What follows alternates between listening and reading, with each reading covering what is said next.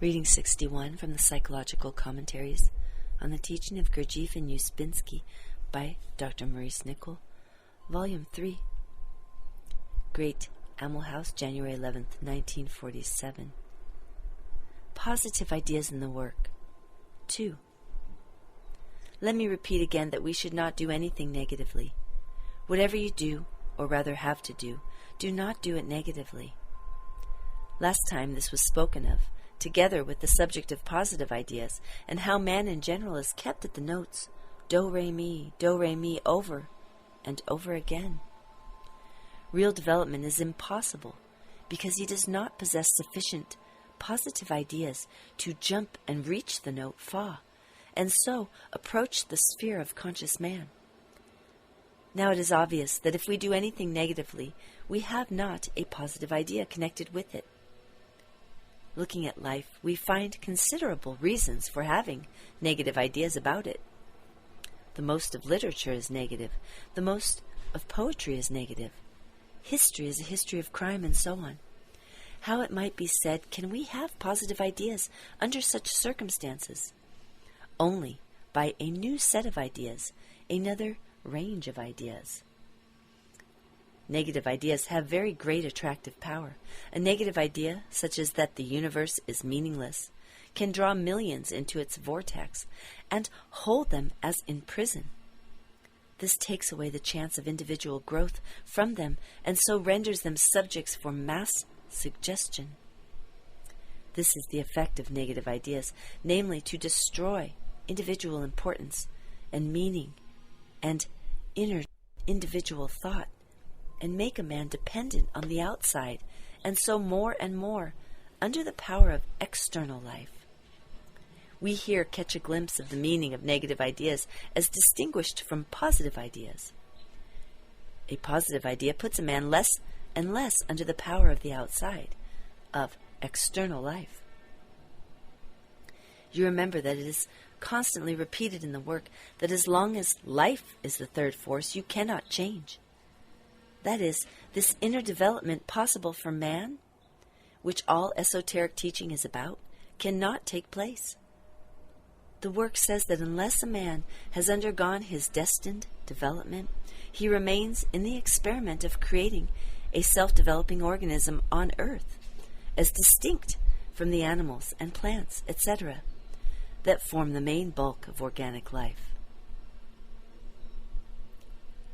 Life as third or neutralizing force keeps outer personality active and inner essence passive. Yes, but one must begin to ponder for oneself as to what this means. The real man remains undeveloped by life. Only another force coming from another direction and having another range of ideas can bring about the lessening of the life-formed personality with its craving for visible rewards, and lead to the stirring and awakening of the inner man, the essential man, the development of which is the object of esoteric teaching. Now, to interrupt the theme for a moment, what does esoteric mean? In the New Testament, the outer man and the inner man are spoken of. The outer man is called the exoteric man, the inner man, the esoteric man. What does this mean? The outer man, the personality, may be well trained and will never steal, let us say, but if all fear were removed, he would steal. But if the inner or esoteric man were developed, he would not steal, understanding why not. He becomes internally responsible. That is the difference. If the inner man were developed, no police would be necessary. Now, in us, life develops the outer man, but not the inner man. Esoteric teaching is therefore about the development of this inner, as yet undeveloped essence, the esoteric man. Then, whatever happens in outer life, a man behaves rightly, from himself, internally. In the Greek, exo means outer, and eso means inner. Esotericism, therefore, is a teaching applying to the inner man, to what you are in yourself, apart from external restraints and fears. So the work starts with self-observation, that is, observing your inner states and what you are like. It does not start with external observation, as does science. A man, a woman in this work must learn by self-observation that what they seem to be, what they pretend to be outwardly, is not what they are internally.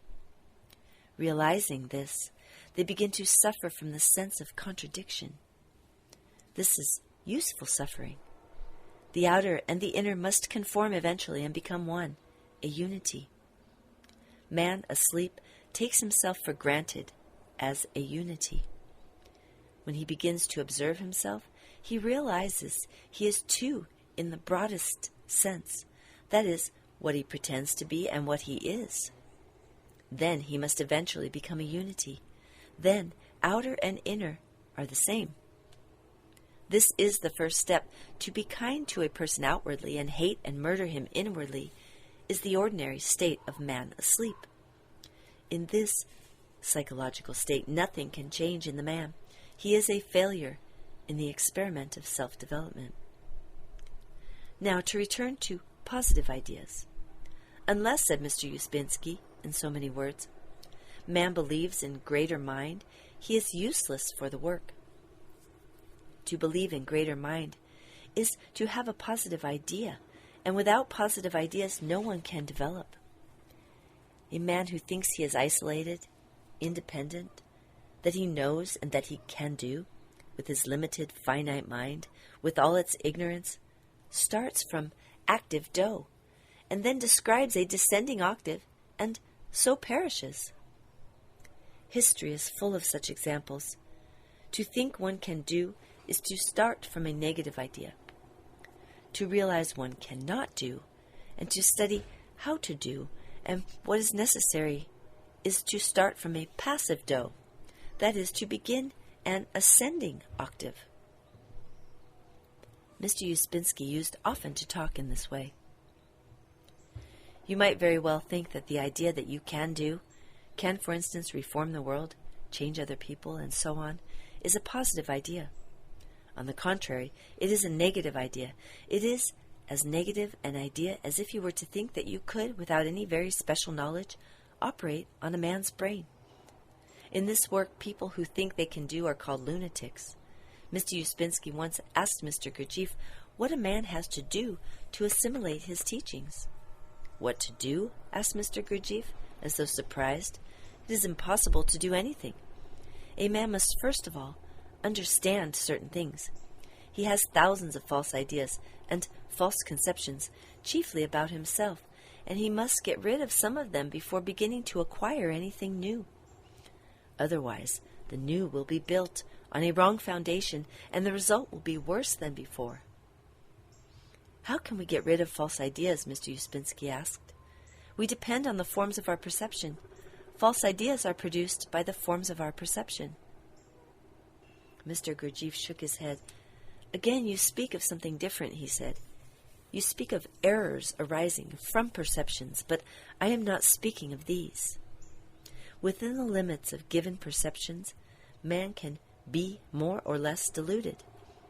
As I have said before, man's chief delusion is his conviction that he can do. All people think that they can do. All people want to do. And the first question all people ask is, what are they to do? But actually nobody does anything, and nobody can do anything. This is the first thing that must be understood. Everything happens. All that befalls a man, all that is done by him, all that comes from him, all this happens. And it happens in exactly the same way as rain falls as a result of a change in the temperature of the atmosphere, as snow melts under the rays of the sun, as dust rises with the wind.